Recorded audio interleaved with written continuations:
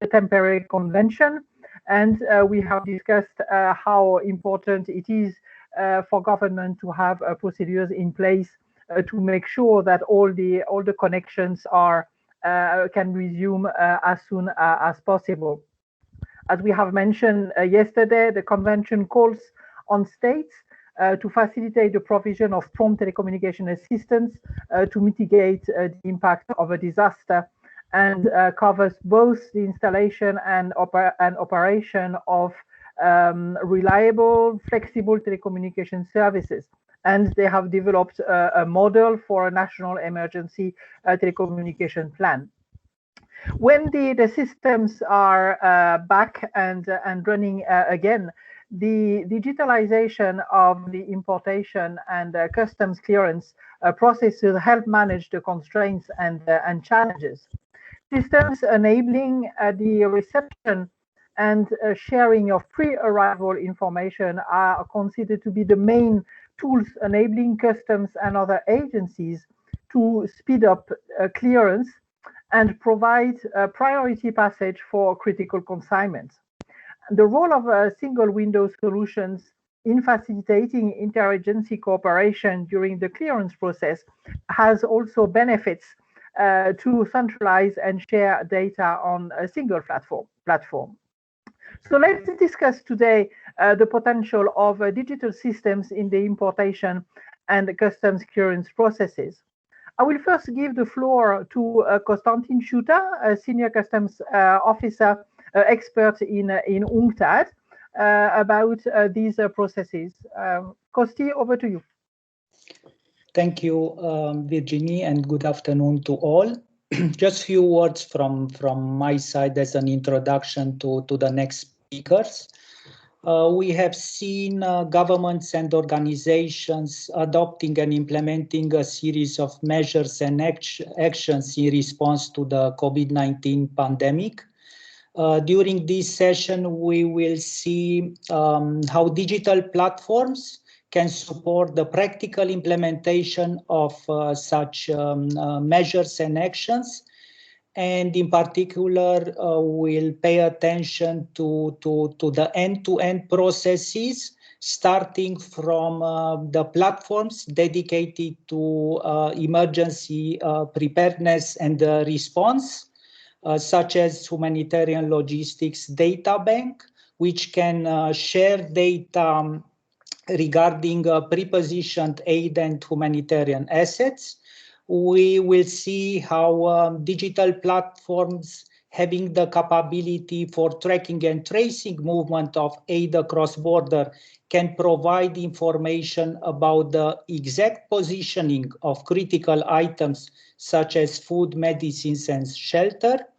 And we'll see by the end how customs information system and single window environments can be used as to facilitate the efficient cross-border movement, and also the entry formalities and the clearance. Thank you, Virginie. Okay, thank you very much. Thank you very much, Kosti.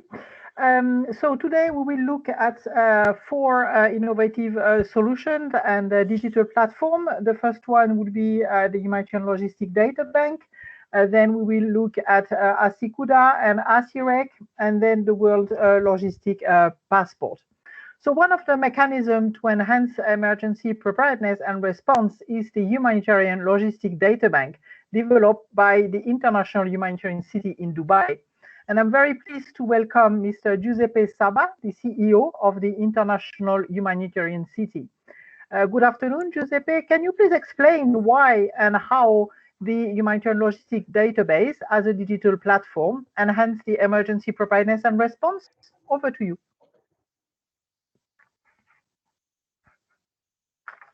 Thank you, Virginie. Let me rectify one of your last statement. The Humanitarian Logistics Data Bank is the fruit of an effort done by all the colleagues seated within the International Humanitarian City, which means that involved all the humanitarian colleagues all the humanitarian organizations. Now, there is no doubt the use of innovative technologies. We are, all of us, we are talking about also blockchain and so on for serving the humanitarian activities is becoming more a must than an option. The history of the Humanitarian Logistics Data Bank is somehow linked with OCHA in the sense that whatever I'm going to show you, first of all, is the fruit of customs transactions. Jad, could you please put the, yes, if you could launch the, very good. If you can go into the next slide. Now, the Humanitarian Logistics Data Bank is nothing more than detecting all the customs transactions. I will explain you much more in detail later on. But the first information that you can see now is, for example, the 2020 activity that has been performed by our community in Dubai, and it is going to collect the 4 years. This is what we did from our Humanitarian Logistics Data Bank, telling us how many countries we served, which was the number of the values that we dispatched, and as well as the total number of shipments. This is what you are seeing now. So we analyzed all the data, and the data analysis, there is no doubt, in emergency preparedness is essential. Can you pass into the next slide? Yeah, thank you. This is where IHC supported the community in during the last year, in the sense that this is our, let me say, financial contribution in terms of transport that we offer to our community in Dubai. But those are data, again, that are coming from the Humanitarian Logistics Data Bank. Allow me, please, to share with you a very short video, which is going to be a self-explanatory video telling you exactly which is the purpose of the Humanitarian Logistics Data Bank. Virginie was asking from where is coming the idea. The idea is coming for a very simple consideration. Whenever you have a country affected by a natural disaster, I hope less and less due to complex emergencies or conflict, you have people who are holding responsibility at national level. And whenever there is a need, apart the formal international appeal, let's just be honest, those officials, where they have to knock the doors. Usually they used to knock the door of the relief coordinator in the resident coordinator in the country. The resident coordinator of the country is going to knock other doors. Finally, most probably after a week, they are going to receive the information that there is preposition stocks in various parts of the world. So the need was, first of all, let's share the information related to humanitarian preposition stocks with the countries. They have to know exactly immediately where are available, to whom belongs, and how far they are from my place. That was the first information and the first purpose. Secondly, we discovered step by step working on the project that is extremely useful. For example, in order to know if the premises are well utilized, because of course you have volume, you have tonnages, which should correspond to the size of your premises. I'm using correctly the premises, I'm optimizing my own storage space, and so on and so on. So there is quite a lot of information. I will provide you even information on which were the top 5 priority line items that have been dispatched in the past few years. So this is from where we started. And again, any number that you are going to see is coming from customs transaction. Every single day, customs is sending to us, pushing into our system the information, and this is a system that is made available to everybody. Shad, could you please share the video? Communication between various humanitarian organizations is a daily necessity. This need is accentuated when a disaster strikes. However, time is never on their side. This is the Dubai International Humanitarian City, and here we respond on time. Imagine a platform that allows real-time information sharing on humanitarian aid stocks and flow, providing the global humanitarian community with information on the exact positioning of critical relief items, their quantity, location, ownership, and movement. You don't have to imagine it. It has become a reality. The Humanitarian Logistics Data Bank. The deal is that if a disaster strikes, people will be able to see what supplies where. The Humanitarian Logistics Data Bank marks a milestone for cooperation amongst humanitarian actors in regards to emergency preparedness and response. Logistics makes or breaks many of the operations we're involved in. This will help the United Nations and our NGO partners do something we were never able to do before. The data bank ensures a global mapping of aid, improve coordination, and document humanitarian assistance to better serve those in need. Having the data bank will increase the effectiveness and efficiency of the use of the facility. By employing automated tracking of aid movements based on customs data from ports, airports, and other entry points, the data bank allows record-time response to humanitarian crisis. This database is really going to save lives, save money, and do, I think, immeasurable good around the world. Furthermore, this tool avoids overlaps of humanitarian aid and optimizes interventions.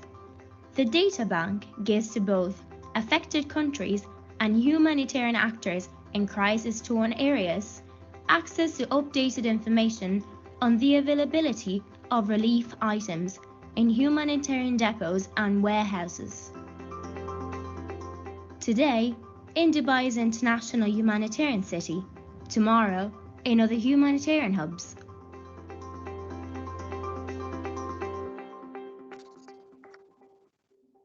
Thank you, Shiad. If you could go into the next slide.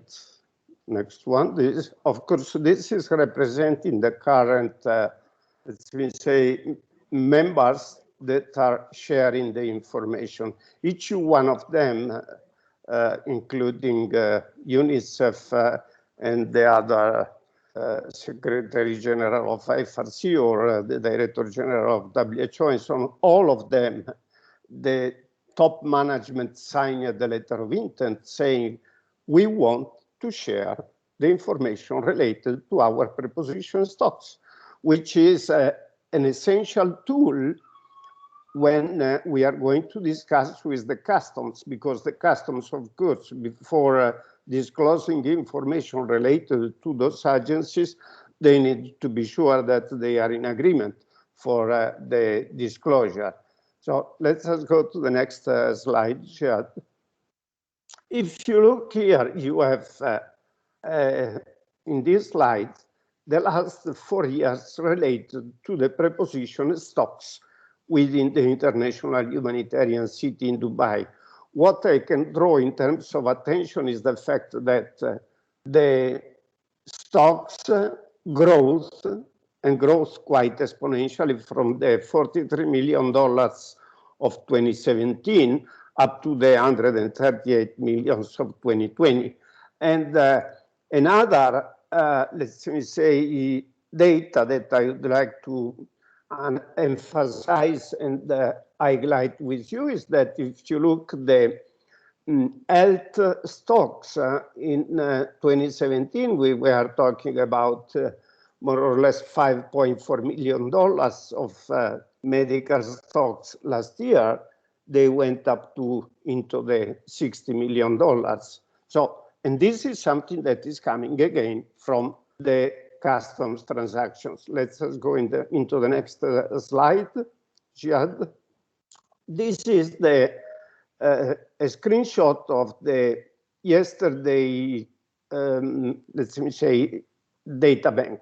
So it's telling us that yesterday morning into the International Humanitarian City, where under custody, of course, and on behalf of all the humanitarian agencies working there, something like $145 million of humanitarian aid. And again, the health package is representing almost the 50%. This is a clear indicator for all of us. Next slide, please, Jihad. Other information that you can get. This is, I believe that, yes, is 2019. And if you look on the green lines on your right, you will see that in 2019, WFP was, let me say, the agencies that used to move quite a lot of goods. And once you go into the details of the top 5 products, we are most probably talking about shelter and household, such as the blankets or kitchen set, water purifiers, tarpaulins, and so on. But look what's happened last year. So next slide. As you can see, WHO is the predominant agencies that did dispatches in 2020. No need to explain the impact of the COVID-19, of course. Then you have WFP, because WFP did quite a lot of logistics for all the agencies. And then once you enter into the top 5 products, forget about the shelter, but we are talking about materials which are predominantly related to the assistance of COVID-19. Let's just go into the next slide, Jihad, please. Now, how does it work? It's quite simple. What we did is that we mapped together with the colleagues, and in particular, together with the customs of Dubai, something like 5,000 line items, identifying exactly the most appropriate HS code. So to agree on the HS code. This is essential. Of course, crossing the data between HS code and the company code, because even if we are humanitarians, any humanitarian agency has a company code.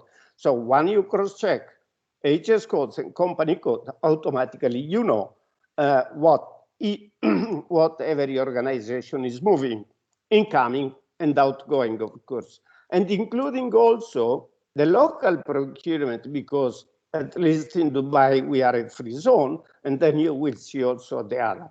Now try to imagine that you are going to apply the same approach in the humanitarian hubs worldwide.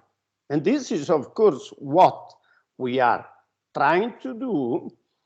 Just to tell you that we are finalizing the mapping, but if you start from Australia, many of you, I assume, that knows very well that in Brisbane, there is a humanitarian hub. There is even another one in Sydney.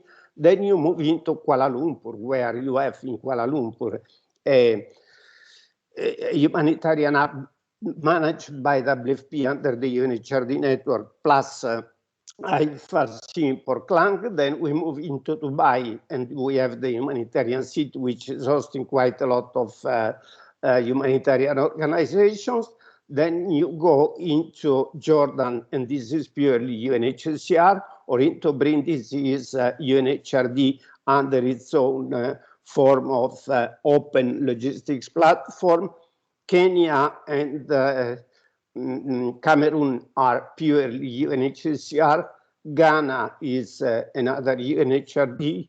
in the Canary Islands, you have a similar situation, such as the one of Malaysia, where you have two hubs, one managed by UNHRD and the other one by IFRC, and then you have Panama, where Panama is a similar situation, such as the one of Dubai and the one of Brisbane, because Brisbane de facto is funded by the government, but is taking care about multiple users.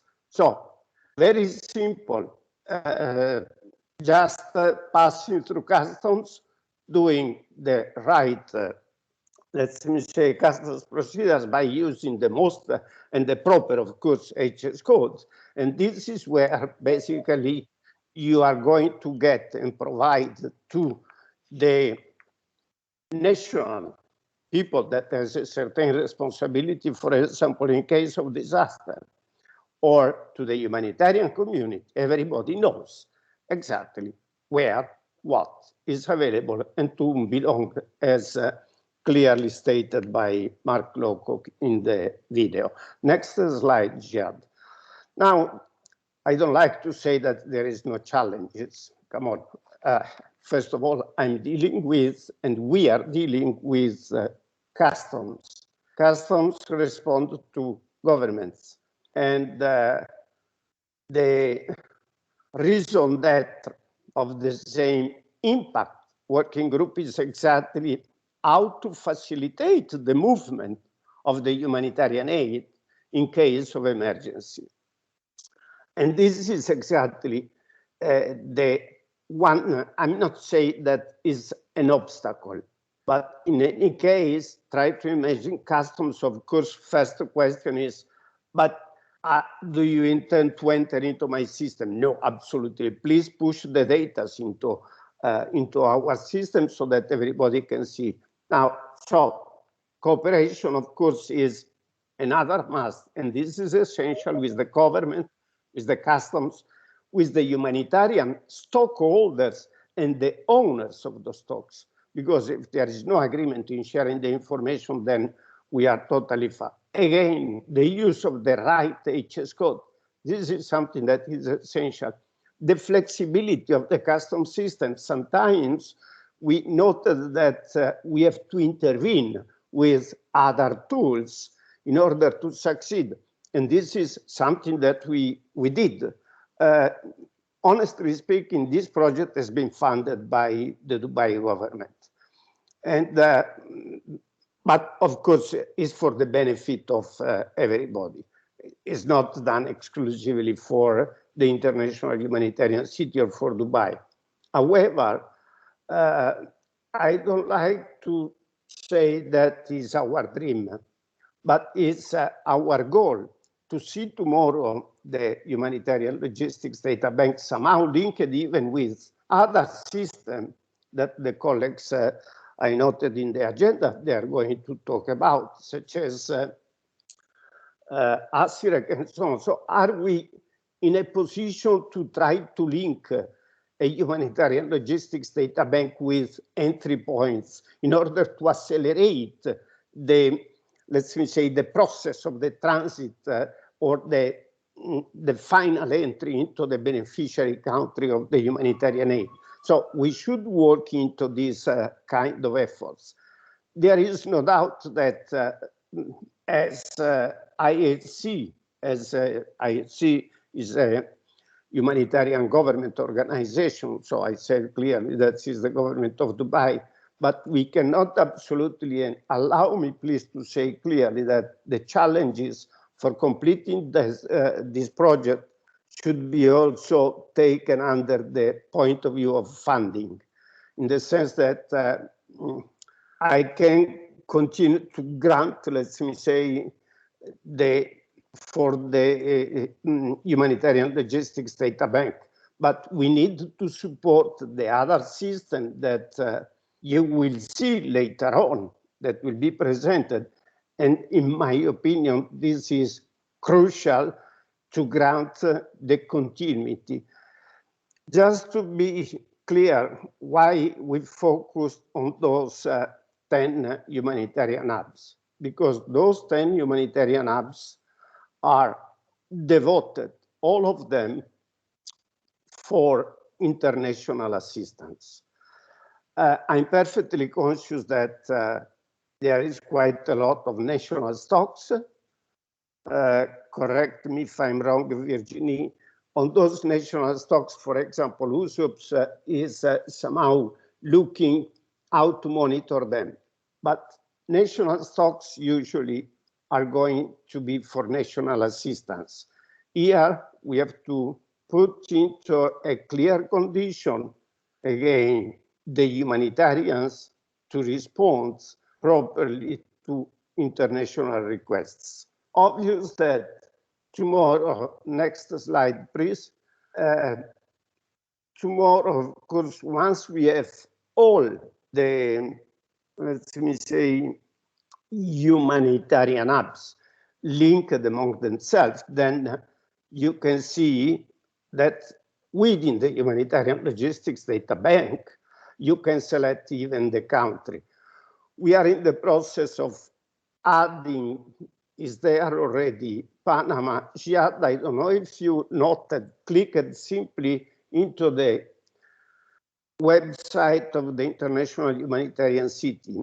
And now he's going to click into there is anyway a logo. Jihad, if you scroll a little bit, there is a clear window for the humanitarian logistics data bank. If you click there, you can get exactly all the information that I was showing to you. So that is and to select, of course, which is the country where I'm interested. Could you please click on the by hub? By hub, you will see that today is Panama there and the UAE. We are in the process of linking Panama because the customs of Panama are just updating their own system for pushing more updated information to us. The same is going to happen with Italy, and step by step we are dealing with the other government. I'm going to stop here and to leave in case of for any question, any clarification, and so on. But this is something that it has been initiated, and I have serious doubts that we should go back to any other formula. We can only and exclusively improve, but this is the future, in my opinion, of the sharing the information. Thank you very much, Giuseppe. Very interesting and very comprehensive. We will continue the different presentations of the tools and solutions, and then at the end of the session, we will open the floor for questions and answers, if it's okay with you. Go ahead. What did you say? I said that it's perfect with me. It's okay, fine. Good. Thank okay, you, so the second tool, thank you, Giuseppe. The second tool that is important to highlight and that has been developed by UNCTAD in the 30 years ago and implemented in more than 90 countries in the world is Asikuda. So I will give the floor to Constantin Ciuta, a senior customs expert at UNCTAD, and ask him whether he can explain how do Asikuda support the importation and custom processes during emergencies and or COVID and during the response to the COVID-19. Over to you, Kosti. Thank you, Virginie. I will share with you some information regarding the recommendations and the best practices that we shared with national customs administrations on how they can adapt the use of Asikuda well to the COVID-19 situation, followed by a presentation of the main tools to support safe and efficient cross-border trade during COVID-19 situation.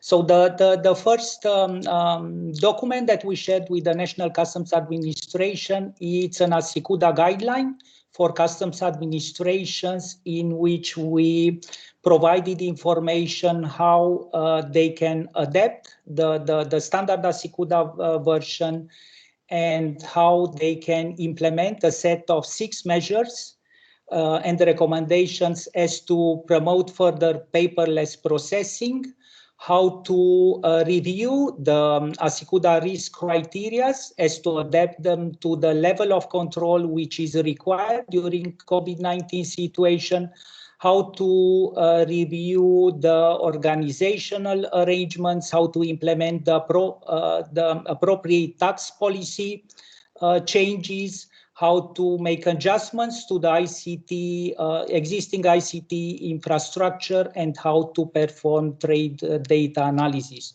I will not insist too much on the details regarding each and every recommendation and measure. We are going to share with the interested audience the document itself, as to review the recommendations for each and every case. In terms of the tools to support safe and efficient cross-border trade, I would like to highlight the fact that we focused on different modes of transport by implementing appropriate what we call digital corridors. In terms of road traffic, we focused on a large-scale business transformation on what we call secure e-borders, as to streamline all the border processes, so everything that is in relation with the entry of goods. So it's about reusing data. It's something that Giuseppe wanted to highlight, and to even to take it further into discussion, how information can be reused from the country of export, from different digital platforms, as to ensure an automatic reconciliation and seamless flow of information. So how to reuse pre-arrival information, as to enable and facilitate the arrival and presentation of goods, how to reuse information from pre-arrival and arrival to generate transit documents, temporary storage, and to facilitate the clearance process. We have paid particular attention not only to the seamless flow of information in relation with customs formalities, but also to integrations with other specialized equipment at the border crossing points, in particular interface with the electronic gates, with the automatic number plate recognition system, with the weight bridge, with the X-ray or radiation equipment, as to facilitate the border crossing points. In terms of coordination of border agencies, we improve coordination with all the border agencies in respect of controls and information exchange.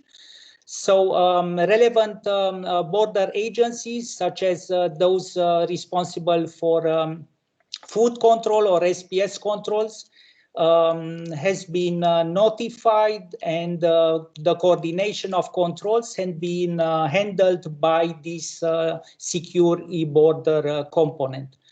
In terms of air, we enhanced the cross-border information exchange with the 2 main filers, with airlines on one hand and with freight forwarders on the other hand, by introducing the IATA aligned cargo XML messages, the flight manifest, and the airway bills with all the respective messages. And we are currently in the process of implementing 2 additional messages, which are related to flight arrival notification and the customs notification. In terms of e-commerce, we implemented 2 categories of tools to support safe and efficient cross-border e-commerce flows. One is in relation with the advanced electronic data exchange between express operator and customs as to enable pre-arrival and pre-departure processing. And the other component was related to the development of an interface between the SICUDA dedicated module for processing postal declarations and the UPU CDS system for real-time electronic advanced data exchange. In terms of C, here it's, I would say, it's the biggest digital transformation apart from the implementation of what we call ASI Hub Maritime, which is a data exchange and data integration platform between National Customs Information System, ASICUDA mainly, but not only ASICUDA, and ship data providers, IC&T systems, as to facilitate the electronic sea cargo manifest pre-arrival and pre-departure. So we are speaking here about all the entry formalities. So starting from the pre-loading, yes, pre-arrival, arrival notification, presentation, temporary storage, and all the entry processes. In terms of National Customs Information System, we facilitated the pre-arrival and pre-departure processes, and also we enhanced the risk management component, ensuring a better targeting and more efficient decisions on which shipments to inspect, and also how to categorize those shipments. Which is the scope? The scope was a little bit larger to cover the multimodal mode of transport. So to be able to have an end-to-end supply chain visibility for a shipment. So being able to monitor the movement of a shipment or of a container from origin to the destination. So from the time when the trader is completing the booking, when the container is being stuffed, when the bill of lading is being issued, all the events in relation with gate in, gate out at the export terminal, the time when the container was loaded on board of the vessel, when the goods have been manifested, the vessel departure at origin, all the events by sea, and also all the events upon arrival, so the vessel arrival, the vessel discharge at the import terminal, the import customs release, the gate out from the terminal, and also the discharge from truck and the time when the container has been stripped. So all the events related with timestamps in relation with exact locations, so being able, providing customs administration, but also other organizations with information about the precise location and also the planned and estimated and the actual times of arrival at a particular point. In parallel with this, it was a big transformation in terms of processes by introducing the pre-arrival processing.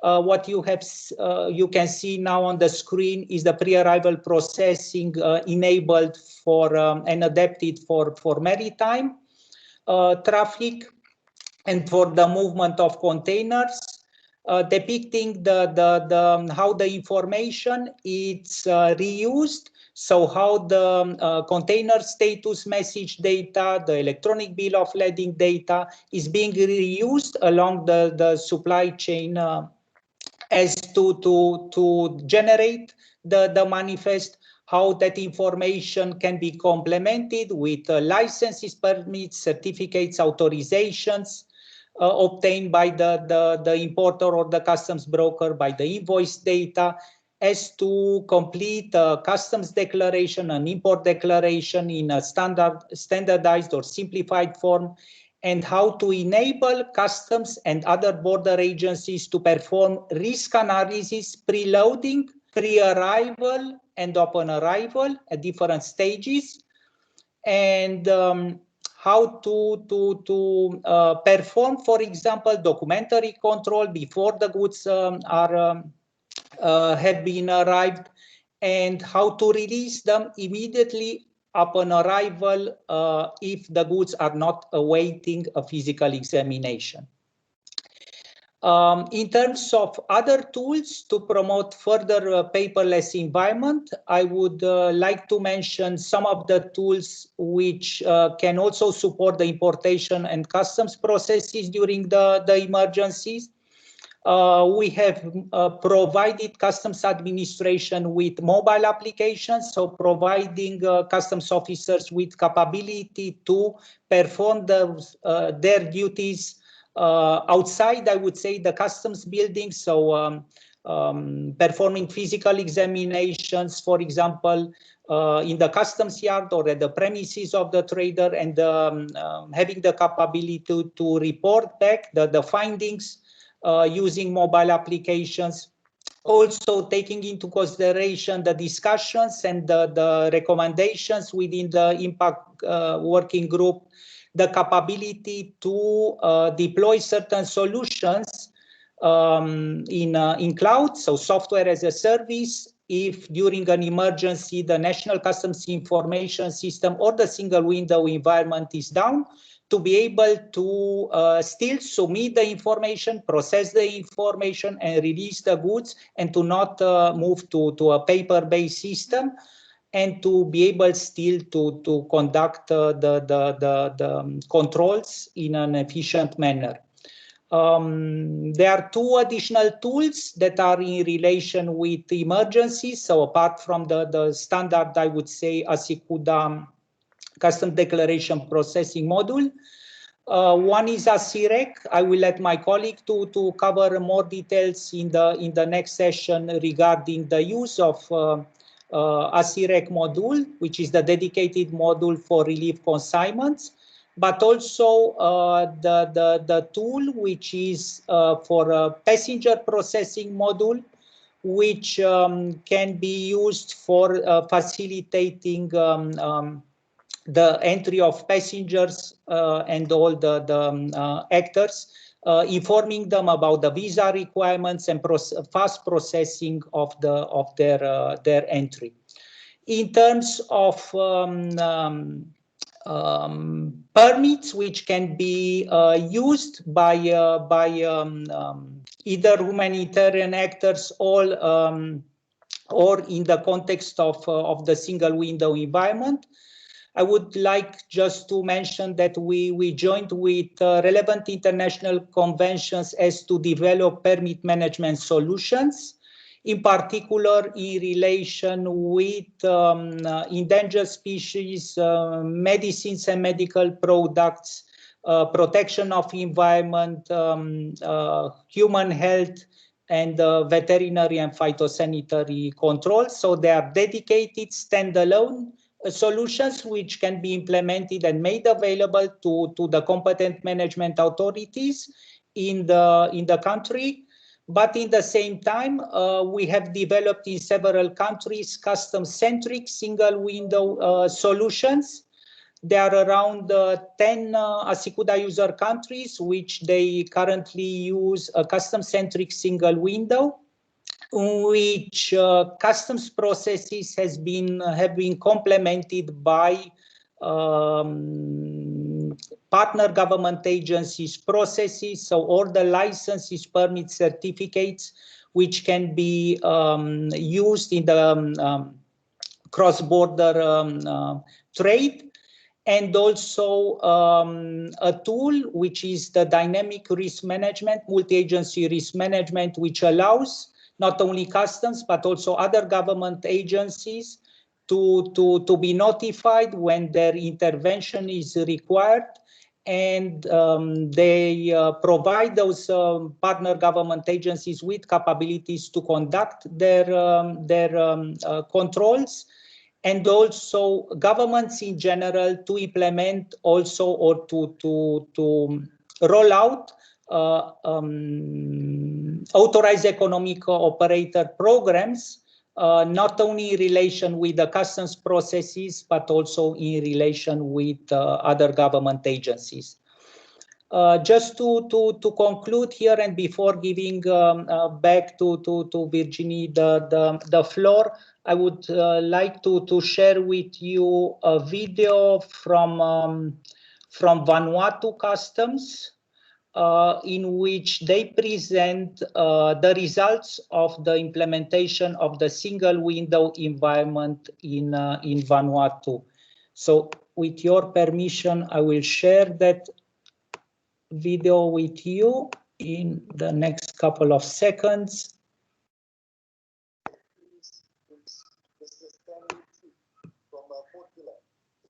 Is the manager of the Vanuatu single window project since 2019.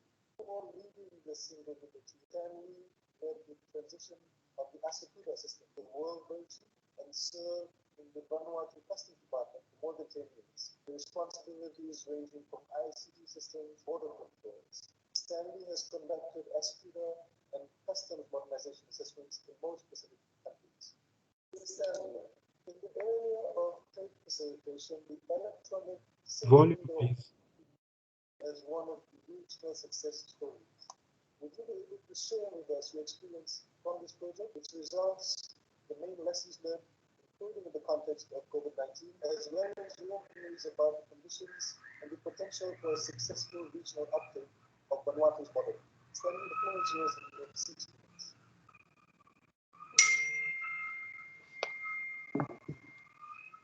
The sound is not very good, Kosti.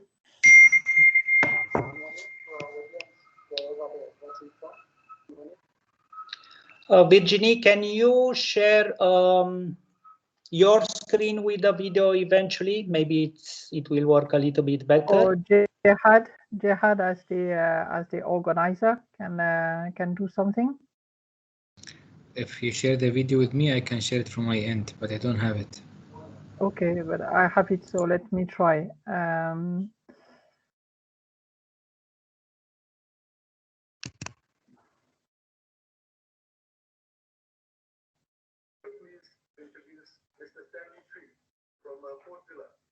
Stanley is the manager for the Vanuatu. Try to share my screen.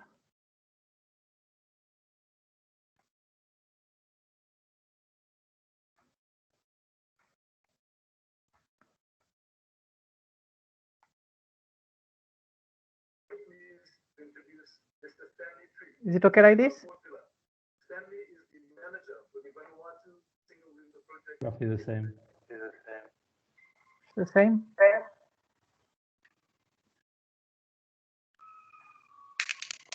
Okay, so what we can do, we'll give the floor to John David about ASIREC. In the meantime, I will share the video with Jihad, and he will look at it and see whether it's better from his side. Okay, Kosti? Thank you, Virginie. Yes, of course. Thank you. Okay, so please, John. So John David is Information System Officer in UNCTAD, and he will explain how ASIREC creates a virtual humanitarian corridor, and how ASIREC is an enabler of information sharing to speed up the importation and customs clearance of emergency relief items. John, over to you. Thank you, Virginie. I will share my screen.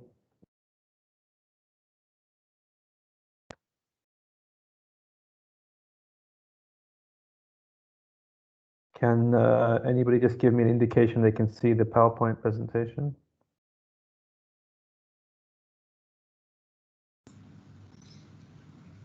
No. Can you stop share and share again? Use screen one, please.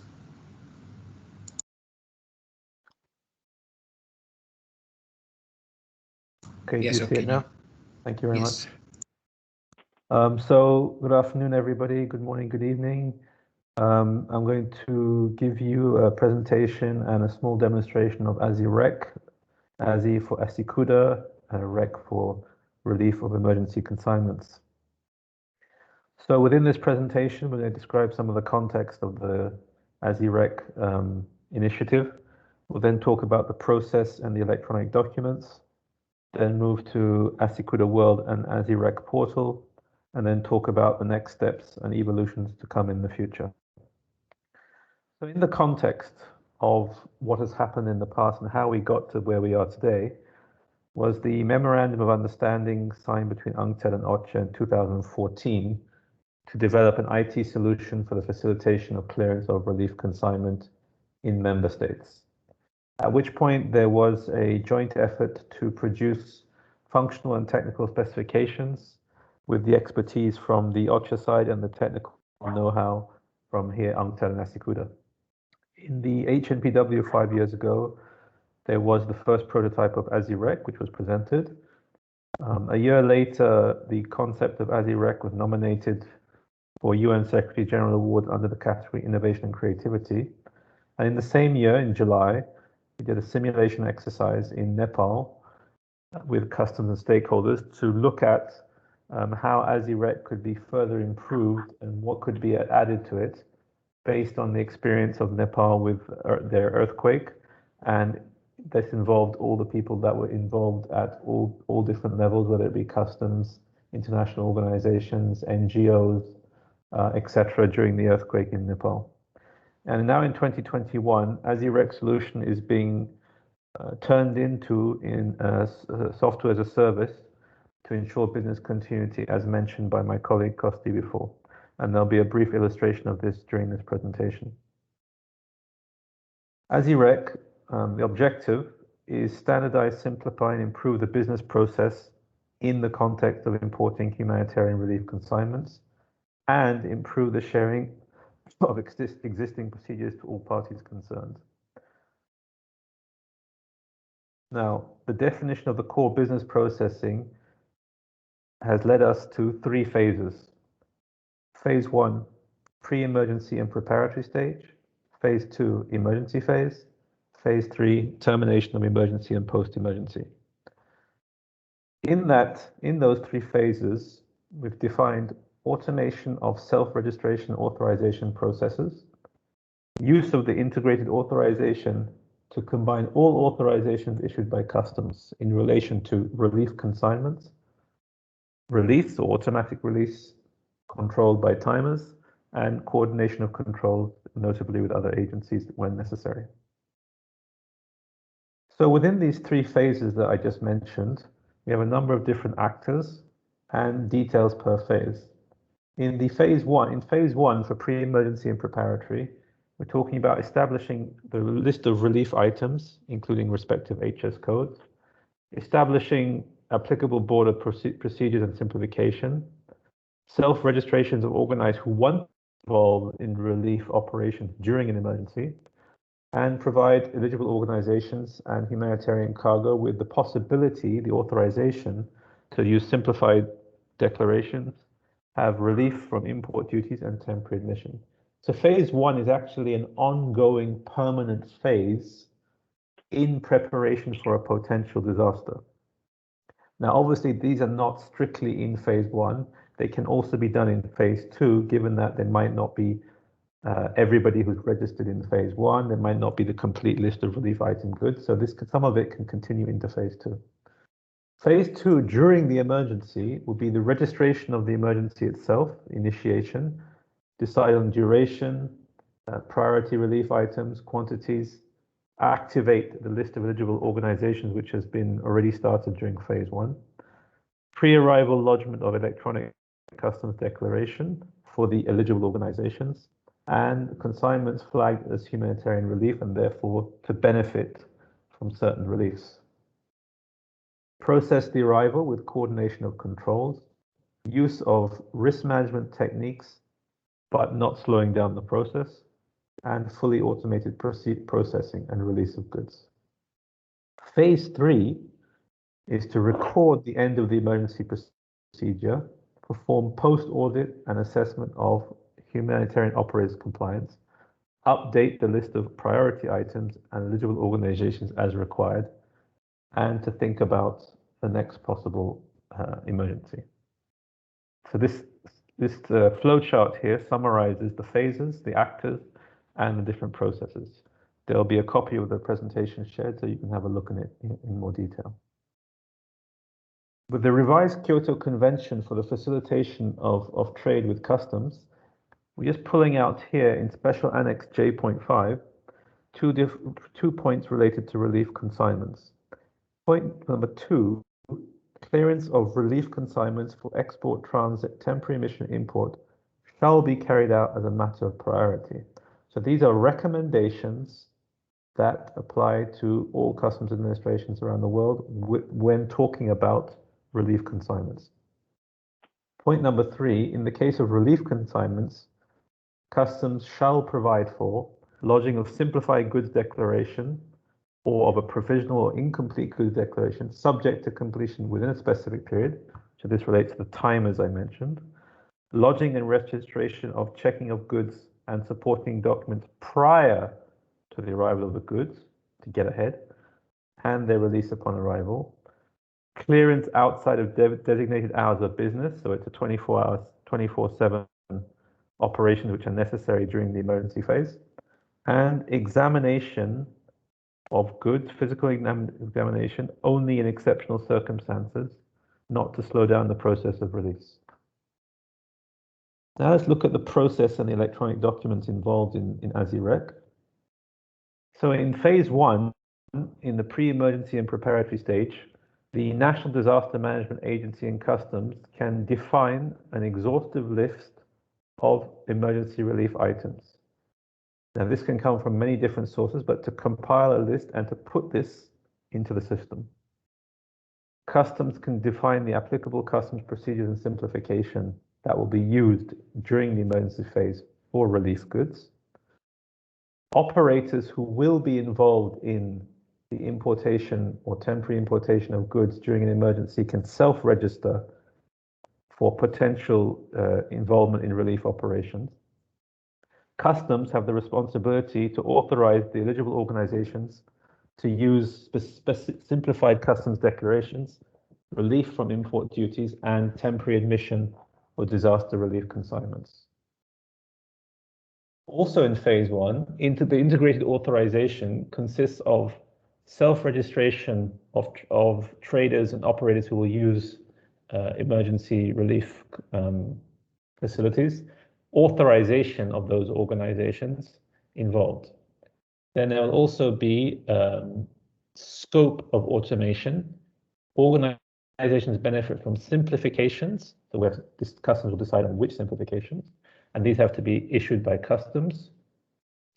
And to use simplified customs declaration for release consignment with a reduced data set, so it's simpler and lighter, to get relief from import duties for goods imported, only the eligible goods for humanitarian purposes, and allow temporary admission and fast track an automatic release at the border to accelerate the process. So here's an example of the screen, but I'm now going to switch to the actual system to show you the lodging of the authorization document and its approval by customs. Here you'll see the login page. So let's say that a trader or an operator needs to log in and wants to apply for integrated authorization in phase 1. So they will log in. So this is ASIREC. And on the left-hand side, you'll see the different options that the operator or the trader or the broker or the importer has access to do. They have a very limited access. They only have access to processing electronic documents or options in the system for which is related to what they can do and not other options. So the first thing will be to go to the authorization relief consignments and create a new application. So this is in the preparatory phase in phase 1. They can choose, these are just example data. They can choose a type of authorization to request for. There can be a reference number. Date of submission. They have to give their economic operator reference ID, say which country it's for, their legal status, contact name person, phone details, and email address.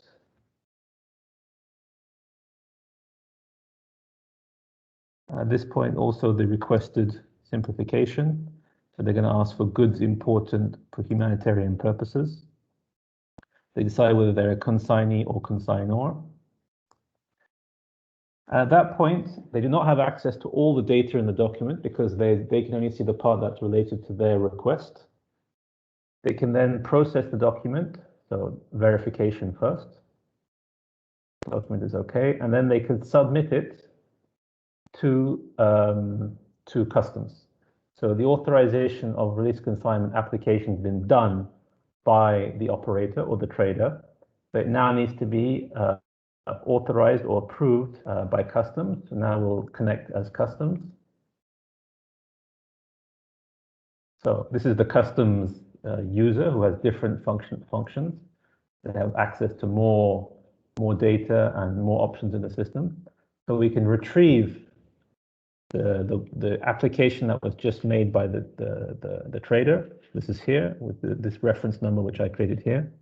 Can open the document, and now you'll see that the document has a lot more data, a bigger data set at this point, because customs have to add information or on their decision and the validity period, which is their job and not the job of the trader who applied. So we can put an authority code.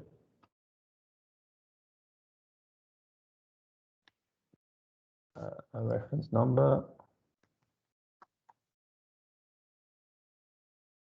customs office, the drop down, issued date is today. Now, the authorization will be granted for a certain period of time. It can be changed by customs. So we'll set out a period of 3-4 months or more for the country where we are. They can check the information of the application and see if it's okay. And then customs can check the document for any errors and submit or approve, in this case, the application of the trader, and therefore this authorization is valid for this particular operator to be able to benefit from relief consignments and from certain simplifications. So I'll just disconnect this user. I'll go back to the PowerPoint. As you can see, this is the authorization document. Now let's move on to phase 2, initiation of disaster relief assistance. The National Disaster Management Agency will record emergency initiation and the duration of the emergency, record information about the relief items as defined by them and customs and any other involved agencies. And this will then be certified afterwards, and therefore this officially declares the emergency procedure and the request for international assistance. This is an example of the emergency procedure. Let me go back to the system and illustrate this for you. Using the use of the NDMA. So the role here at this point would be to declare an emergency procedure. So let's do declare a new emergency procedure. So let's choose, for example, a flash flood, just an example.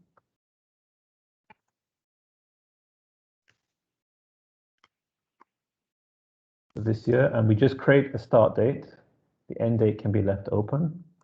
We can add a relief item that will be considered only as a relief item for the emergency period. The statistical unit quantity. So here would be vaccines. Multiple use, no. Unlimited quantity, no. Critical threshold, we can set to something higher. And then we can add this commodity into the list, and we can keep doing so. Add all the different commodities, it's a list. Add all the different commodities, which will be defined as relief items during the emergency procedure, and only those items can be imported into the country during the emergency procedure, benefiting from relief. So at that point, they can verify the document, and the NDMA can submit the emergency procedure for the next stage. So that's been submitted. Let's sign out. At that point, we can have another entity to validate this. So The emergency procedure is here. We have it here.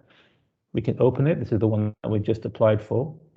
At this point, customs could decide. Obviously, now you have more data here available because this is the role of. This is not the role of the NDMA. We can decide, for example, let me just edit it. We can decide here that what is the declaration type in the customs system for import for home use. So we use the international codes, the model of declaration, the extended procedure, and the additional code. What's the declaration type for temporary admission? This would be IM5. These are international standard codes. And then the timers and reminders. So time delay for automatic validation of simplified declaration, let's say 6 days. Submission of summary declaration 7 days. Reminder to submit the consolidation declaration 2 days. And reminder for summary and consolidation declarations 2 days. We can add operators who will be the eligible organizations to be able to benefit from relief procedures during the emergency procedures. We can choose an operator.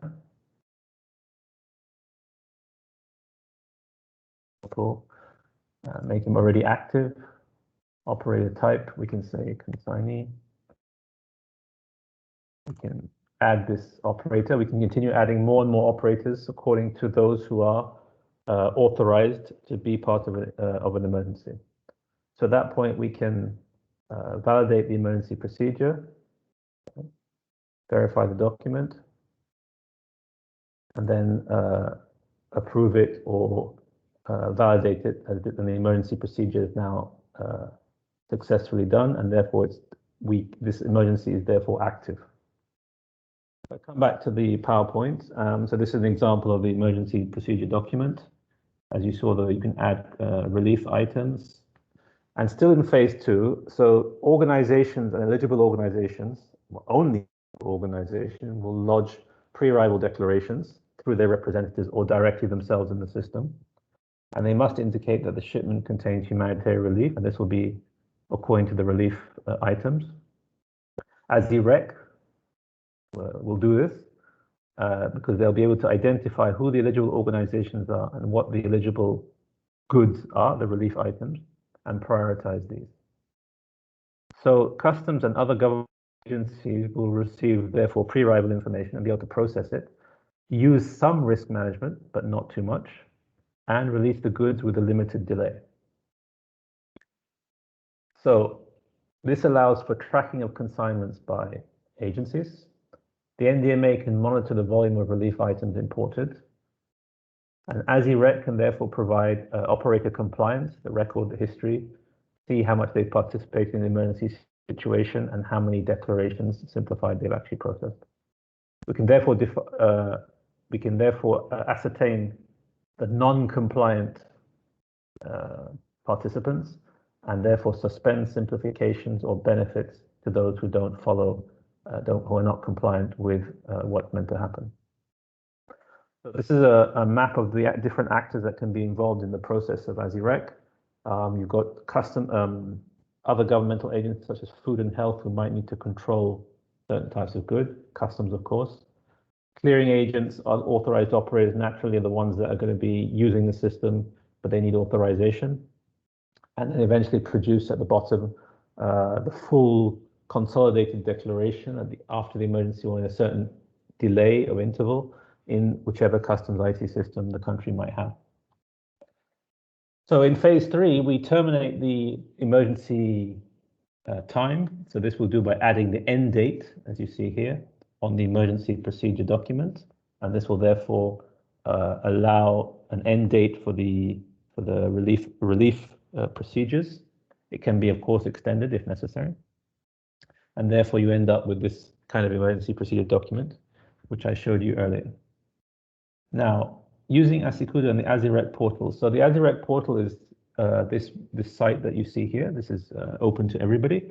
And this contains a large amount of information about not only ASIREC, but some of the links to the documentation about relief consignment, whether it be conventions, conventions about customs, conventions about relief consignments, relief processing, and a whole host of information as a content database. Just an example of some of the information that customs can provide. This is an example of the Afghanistan customs portal, public website, which illustrates in Afghanistan when the customs offices are open for processing. So if you need to import goods during an emergency in Afghanistan, you'll know exactly which borders exist, which offices exist at which border, and what times they are open. This is useful kind of public information that customs can provide through their customs IT system. Let's talk about the next steps and evolutions. I think Kosti mentioned this earlier. In the context of integration of IATA cargo XML messaging into Asikuda World, assessment of impact, interactions, and dependencies to avoid duplication of process and data. Interoperability and interconnectivity between ASIREC and Logic or any other database which would benefit from information from a customs IT system, specifically on relief consignments. Automatic notifications, this is a key element. So automatic notifications would be need to send to all organizations working within the context of an emergency. When the duration of an emergency is defined, the end date is defined or extended, then that kind of information also needs to send to all the actors, and also for the termination of emergency to indicate that there will be no longer this benefit of relief duties after a certain date. A large number of functionality enhancement will need to be brought. So we're looking at a facility to import, export list of items through Excel, so that we can define it in another system and then import it into ASIREC. Optimization of coordinated controls with other governmental agencies, such as food, health, or others. Mobile devices for on-the-field work. And basically enabling operators to interact with different customs authority in a uniform manner. Thank you very much. I'll hand back the floor and we will answer any questions during the Q&A session. Thank you. Thank you very much, John. Very interesting and comprehensive. We'll come back to you with questions, specifically when we talk about information sharing. So there are some platforms that exist, would need some of the information. When you have shown the map of the customs entry points, is something that is very useful and interesting, in particular, among other information. But before we open the floor for questions and answers, I would like to invite Mr. Abdulrahman bin Aider, from head of the World Logistic Passport, to present an innovative solution, which is the World Logistics Passport. Please, sir, over to you. Hello, thank you. I'll be sharing my screen now.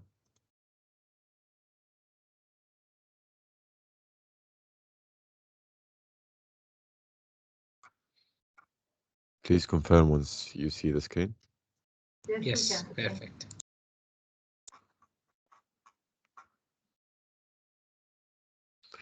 Good afternoon, everyone. Assalamu alaikum, everyone. Today, I'll be talking about the World Logistics Passport. The World Logistics Passport is a Dubai initiative. It is an initiative that is started by the government of Dubai. We call it the WLP as a shortcut. So you're going to hear that a lot during this presentation. So the WLP is a public policy initiative connecting a network of multimodal trade hubs across the globe south by delivering time and cost efficiencies for traders and freight forwarders. So basically, the World Logistics Passport is the world's first global freight loyalty program. The members of the WLP, businesses, both multinational and local, are rewarded for high trade performance at WLP hubs with benefits provided by institutional partners or authority partners from across the freight logistics ecosystem. An example, Emirates Sky Cargo, DP World, the National Custom Authorities, and others. I will get more into it in a bit. From a manifestation of His Highness Sheikh Mohammed bin Rashid Al Maktoum's 50 years vision of Dubai, the WLP will help facilitate the Dubai Silk Road Initiative, helping to establish the Emirate as a global center of trade. Now, before explaining the format and the structure of the program, I just want to go through the main 3 layers of the program. The WLP program has 3 layers. A hub, a set of partners, and the members. Now, a hub is the establishment of WLP program in any country within the government with the government support. Following that, partners are then onboarded into that hub to offer a list of benefit, and then it will go through 3 different stages. The proposal, evaluation, and then the confirmation on those benefits.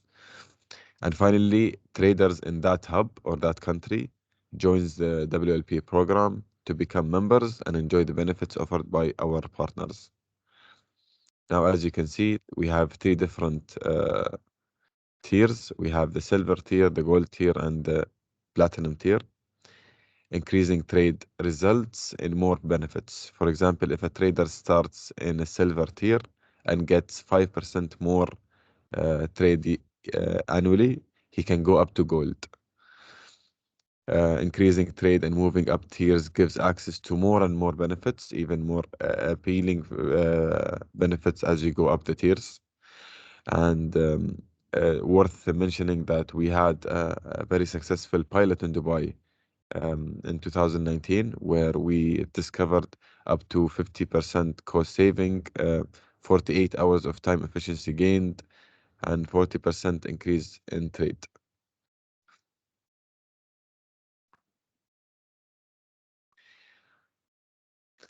The World Logistics Passport has 3 pillars of value proposition for its members.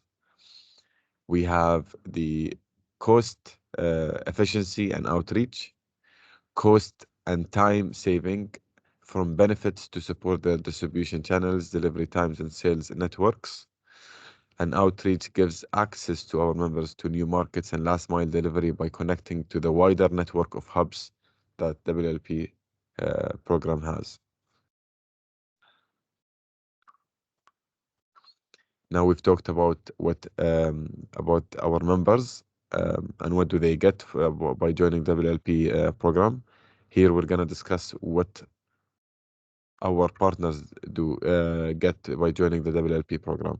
So our partners, our benefit providers, it's quite simple. It is the bigger the trade growth, the more revenue they make in a basic view.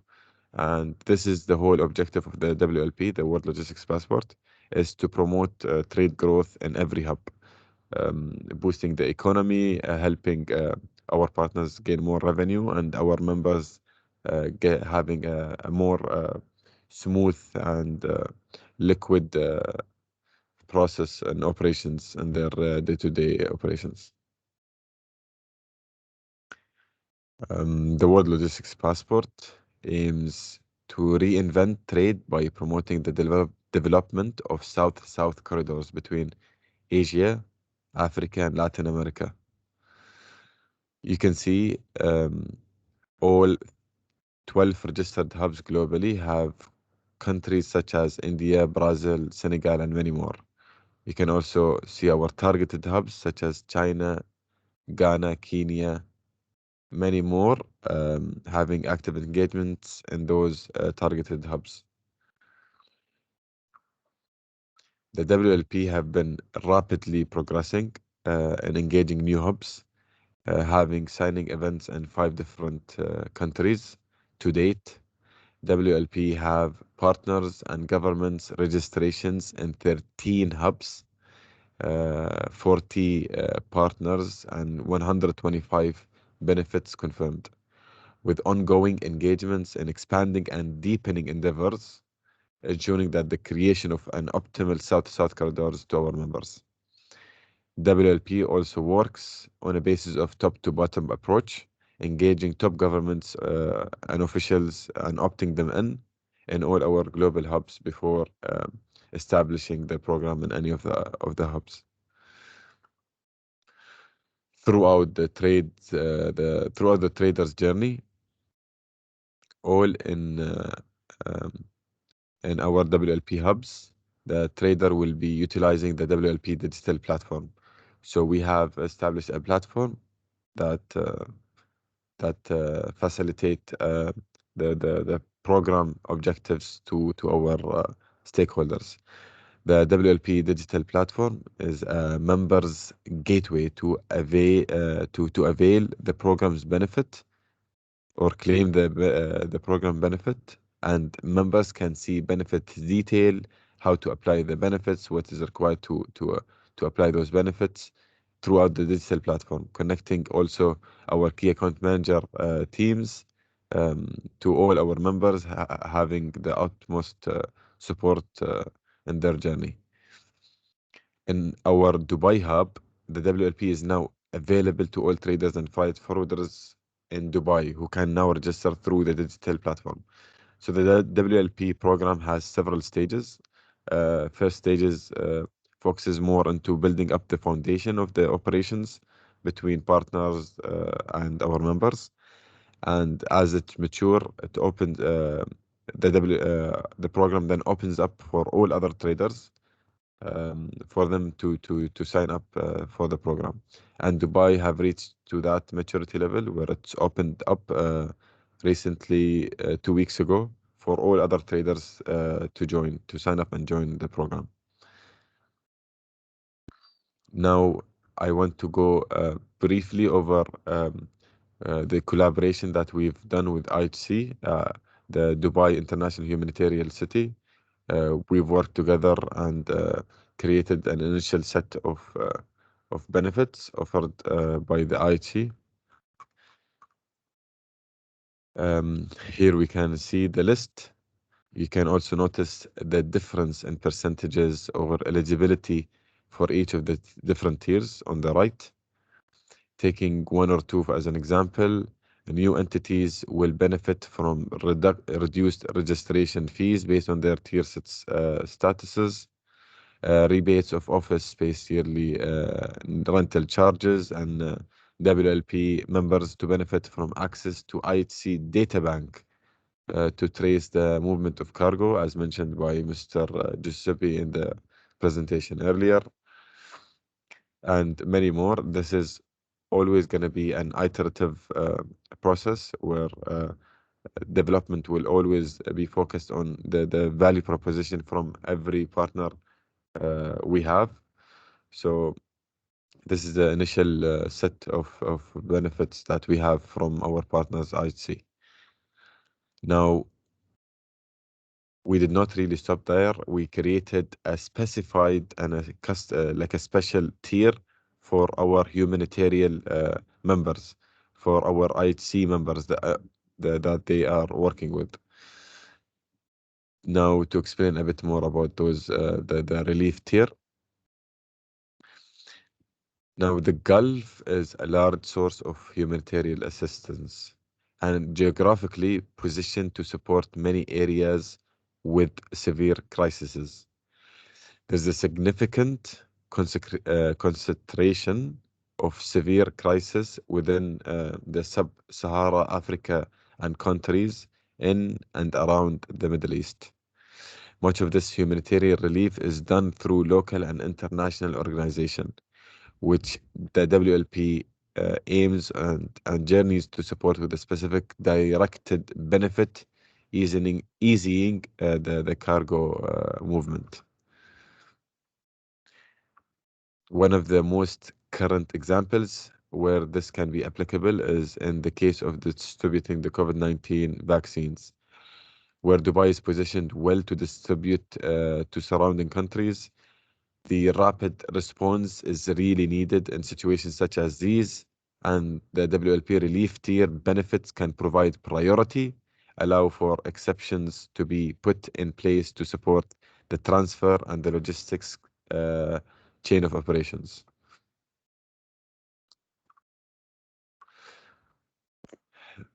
The WLP relief tier will work in two ways. All humanitarian organizations or cargo labeled as relief / support will be granted benefits equivalent to a gold tier member. So any commercial or non-commercial humanitarian company that comes through IHC will get the relief tier, and the relief tier will provide them the gold tier benefits. And WLP partners will be able to provide tailored benefits packages specified to a certain crisis for a duration of these crises. For example, if anything happened, let's take, for example, if anything happened in Yemen and a huge crisis have emerged and a need of humanitarian aid is needed there, then this is when the limited time bundle activates, and all the partners will work together to create to give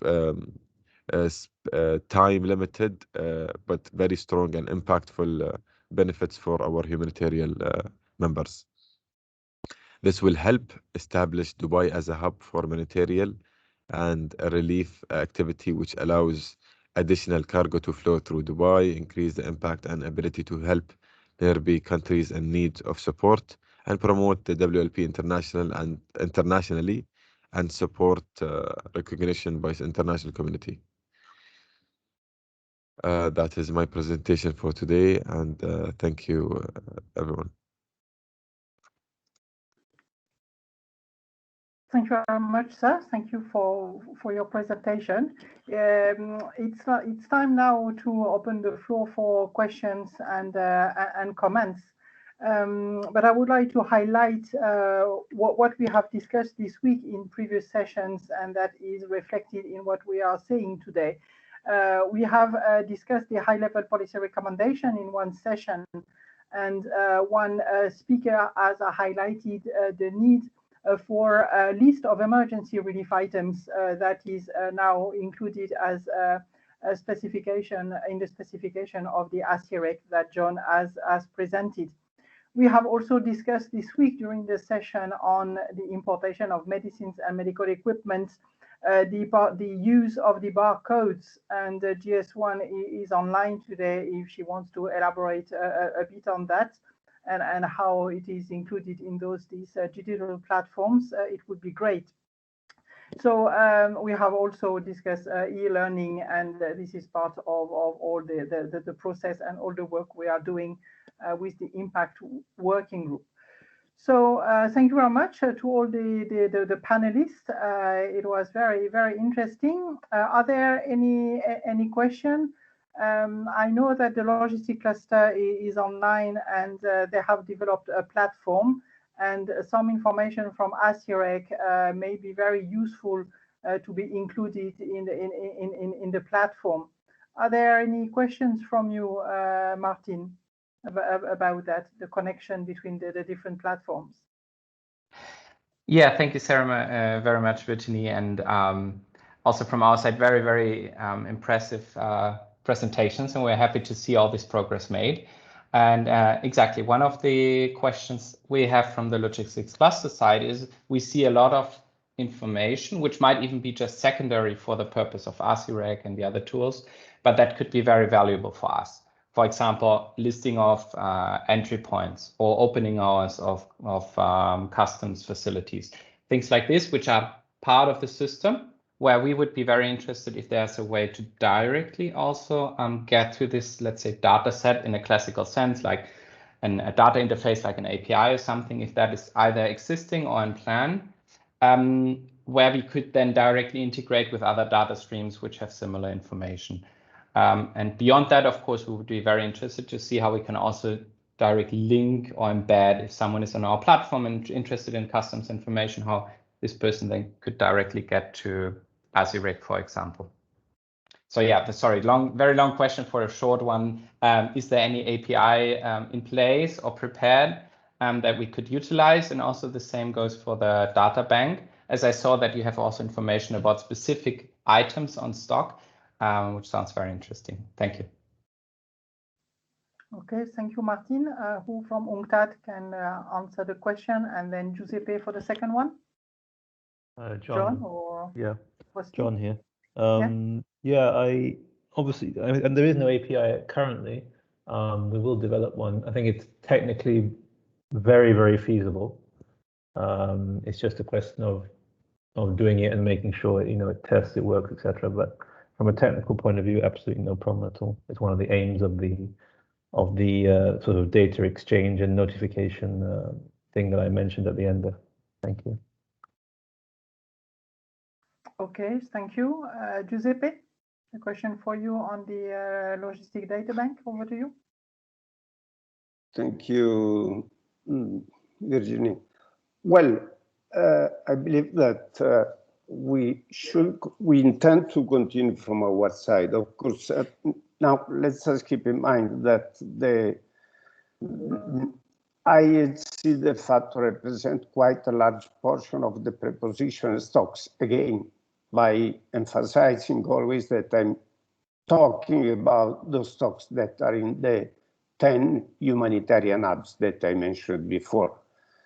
I believe that once we are with all of those into the system, okay, it's just an issue of, we are already discussing, of course, with UNHRD in particular, because it is clear that we would like to see that even other, let's say, websites, such as the one of UNHRD or the logistics cluster as per se,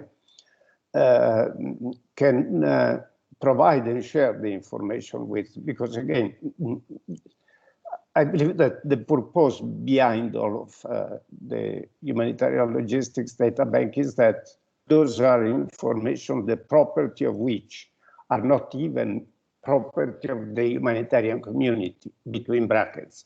Those are information that should go and share with everybody. That is the real point. Then the fact that the logistics data bank can bring another value added, which is not only reporting or looking into the data analysis, but even to be integrated with other systems that are going into the same direction, facilitate the movement of the humanitarian aid.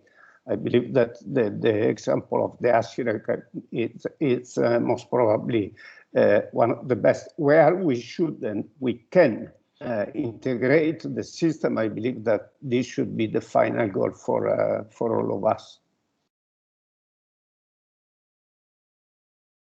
Okay, thank you. John, you have answered already the question in the chat on the list of countries that use ASICUDA. Do you want to answer the other two questions? Over to you.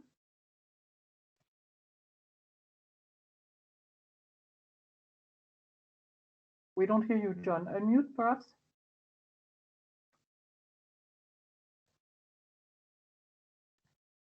John? Oh, sorry, one second. Yeah, sorry, I lost my Windows.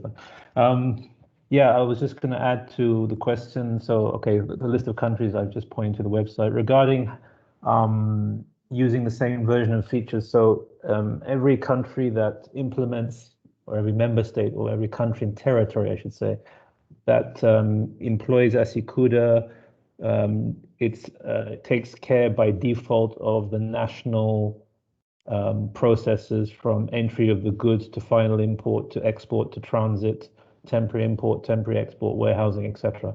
Covers all the procedures. Now, how a customs administration decides to implement ASICUDA and what they use and what they enhance ASICUDA to do is obviously down to the requirements, the deadline, the financing. So I would say, generally speaking, everyone's using the core of the system: declaration, manifest, payment, transit, shared statistics, etc. But there are additions that are made nationally and regionally to the system. So the ASICUDA is given as the standard version, but then they build around it, build on top of it, and enhance it. So you cannot strictly say that they're all using the same version, the features, but the core features, yes, absolutely. Related to the flow of information from first destination to final destination, absolutely. So from the arrival of pre-arrival of goods at a port or at an airport, through the manifesting bit of lading, all the way to the export or import for home use, and or the full transit to the other side, or for export procedures or temporary admission or any other suspense procedures is covered by ASYCUDA. So it does vary, but national coverage is possible. Thank you. Okay, thank you, John.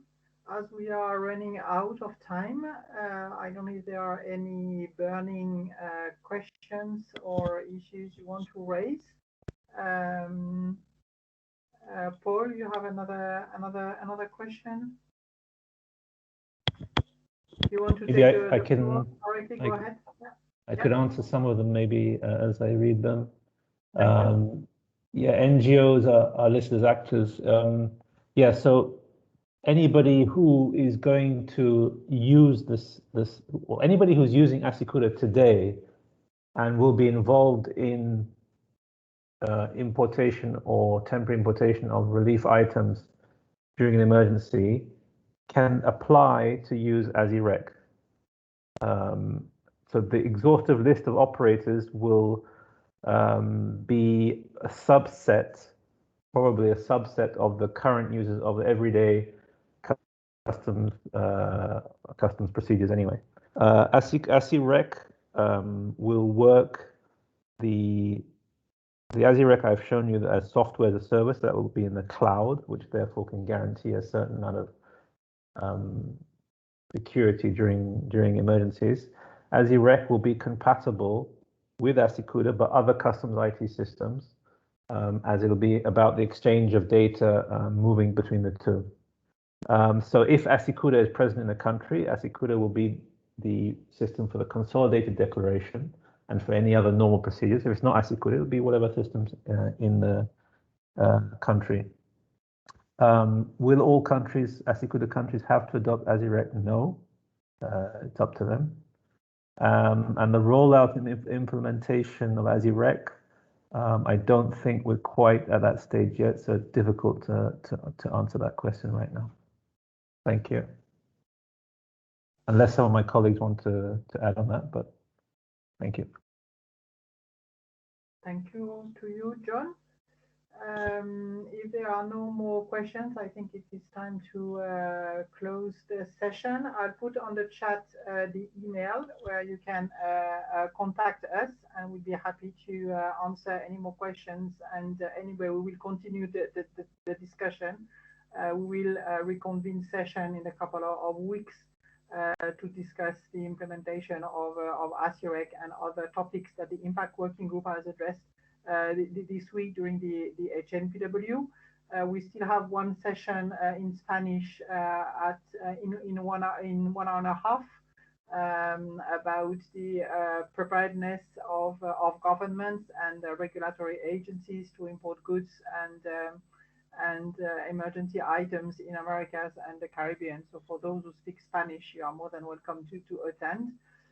This session is recorded, so it will be published on the webpage of the HNPW, but also on the Impact Working Group, so you can share it to your partners and colleagues.